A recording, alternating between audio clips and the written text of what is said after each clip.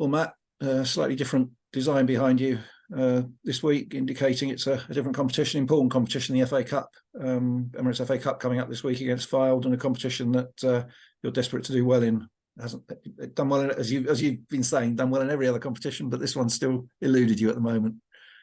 Yeah, exactly. As with a good League Cup run we had this year, and the EFL Trophy getting to the final, so I've done okay in cups. It's just not the FA Cup, and obviously winning the league as well. So it's just one of the the main four competitions that we enter that I haven't managed to get going in yet. It was disappointing. I remember the first year was one of the low points, and certainly I still remember it, the away game at Billericay in the middle of the bad run that I was having at the start of my managerial career. I remember obviously they had a goal to get the replay in that, so that's still very raw. I don't think I'll forget those two games, to be honest. And then, the following year, a defeat to the local rivals Bromley in a very tight game. First season of EFL, a win away to Hayes and Yeading, and then a very tough game with a depleted team and squad away at Bristol Rovers, and unfortunately lost 2-1, I believe. And then the disappointment of going out to home to Farnborough last year. So I'm fully aware of what the FA Cup is, and the highs and the lows of what can be at stake, and the rich history that this club has got and so many famous cup runs that it's had. And I just want to really try and get up and running with a cup run in an FA Cup run in my managerial career here obviously at Sutton. And it's such an important competition as well, not just from a prestige point of view, but from financial point of view as well. Important to try and progress. Well, definitely, it always has been, and knowing what the jump we've had to make from the National League to the Football League, and the costs involved in that, everything has gone up, and we vitally rely on this FA Cup to every prize money of all the cup competitions. But this is the one that the prize money is the biggest out of the three we enter. So all cup competitions are vitally important for us for the prize money.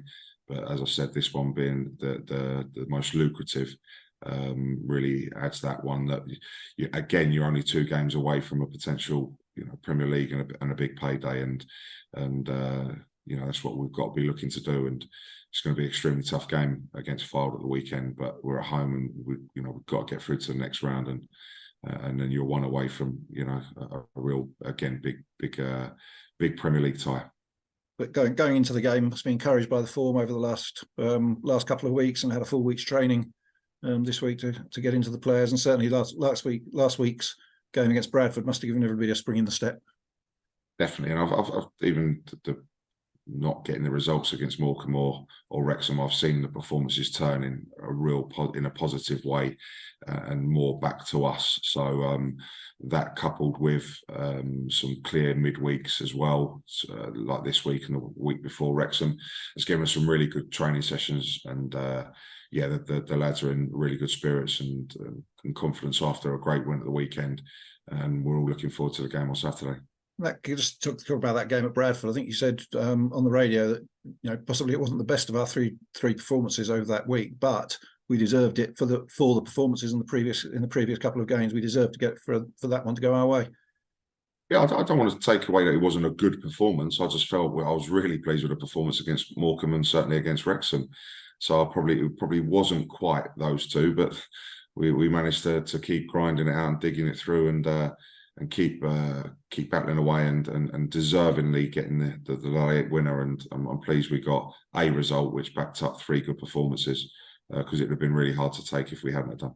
And we know coming forward into this weekend, we know that what a tough league the National League is, and Fylde have picked up some form in it recently to climb out of the bottom 4, having been promoted. So I guess coupled with the memory of what happened last season, certainly no illusions as to what it's likely to be. Of course not. And you look at my only game against Fylde was in the first season in the National League, and they were big spenders for the National League at the time, and real huge ambitions to be a Football League club.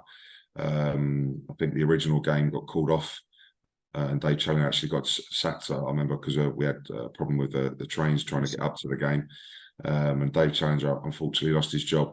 that afternoon, and we went back up there on a Tuesday night in December, I believe, a 0-0 draw. And I believe it was the game that was cancelled on a Tuesday night to start the lockdown and us stopping football in that first season. They've unfortunately, got relegated in that period, come back up as National North champions. Chris Beats, the manager, is someone we've come across in the Football League when he was manager of Carlisle in our first season. You look at their squad, huge experience in the Football League, a lot of ex-Football League players. And they're a team. Chris has come in as initially as director of football. He's now caretaker manager, and he hasn't lost a game in the 5 that he's taken, 4 or 5 that he's taken control of. So I believe it's 4 actually, FA Cup and the draw against Edsfleet, and then the last 2 league wins that he's had. So if we're under no illusions that he's obviously got a bit of confidence into that squad, into an experienced squad and an experienced manager who's already managed in the Football League. So it will feel like a Football League game, to be honest, with who we're coming up against. So we're certainly under no illusions of what we've got to do to try and get the job done at the weekend. And important to get the crowd behind you, like they have been in the last couple of Saturday home games when it's been a really good atmosphere at the VBS, and important again to have the same reaction from the crowd for this Saturday's game. Yeah, and then we always say, don't we, Tony, they play such a huge part. They were excellent at Wrexham, and then to back it up again against Bradford on Saturday at the weekend, and we just want the same again. The supporters will know what a special competition this is, and especially for Sutton United. So I'm sure they'll come out in their numbers and be full of voice to get us hopefully through to that second round of the FA Cup. And I guess from a playing point of view, scoring early against Bradford, I remember we scored early against Walsall as well. That helps as well, doesn't it? Get the early goal and put ourselves in control early on, and that's I guess what you'll be looking to do again.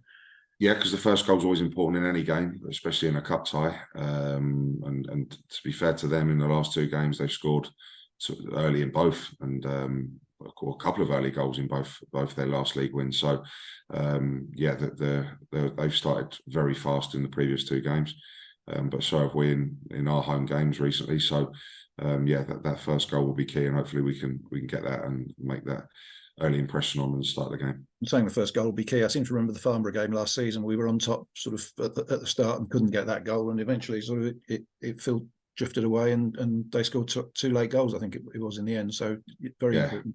Yeah, exactly. And for us dominating large spells against Farnborough at the start, it's important when you're in control of the game and dominating, you do take your chances and score. And that was probably the 2 defeats against Farnborough, and then back to Billericay, certainly in the home game when we were 1-0 up and could have been 4, 5, 6, and just kept missing chance after chance after chance. And it gave them a puncher's chance at the end for their goalkeeper to come up and head one in the 90 whatever minute. So you have certainly got to take your chances when they come along, and hopefully we can do that on Saturday. Supporters will have seen on last week, Omar Shomi took a smack in the face from the ball just before half time, actually, wasn't it? And had to come off. What's the just after half time, actually? What's the latest on him? How is he? Yeah, he's a lot better and wasn't great that night or the next day, still with symptoms. But we work under very strict EFL guidelines of return to play from a concussion injury, and it's sort of a 4-day lead up. So he's certainly not ruled out for the weekend yet.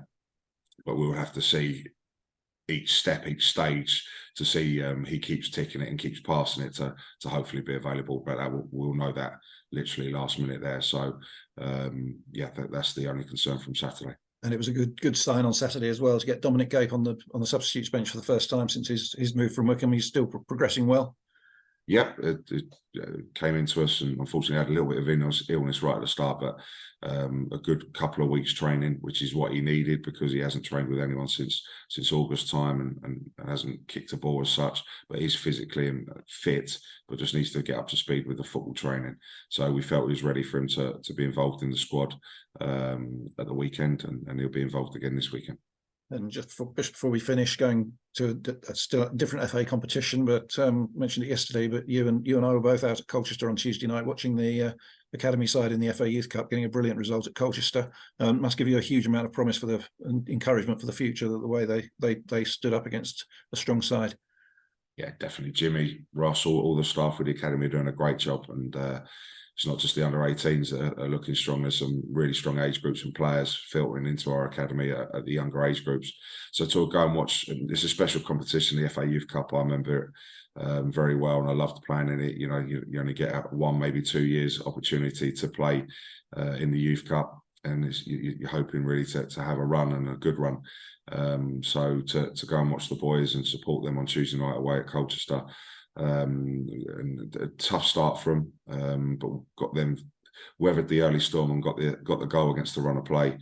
Found themselves 1-0 at half time, but 2-1 down early second half, and a strong spirited second half performance. Deservedly got the equaliser and looked really strong in extra time. And the penalties are outstanding. So to see them progress through with some young boys in there, I think Jim said to me there's about three 15-year-olds in their under-18 team, so it's really promising, and they showed great heart, character on the night, and some great penalties at the end to beat a really strong and established Category 2 academy team in Colchester. So no, a great night, and hopefully we can get a home draw, so we can get as many supporters down to support the boys in the next round. And having progressed in the FA Youth Cup, it'd be great to progress in the FA Cup, because it's a special competition, isn't it? Even now, even still, everybody that sort of gets notices the FA Cup, and just a weekend to look forward to this weekend.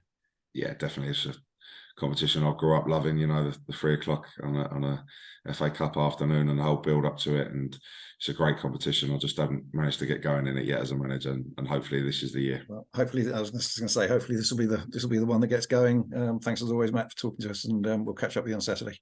Brilliant. Thanks. Cheers, Tony.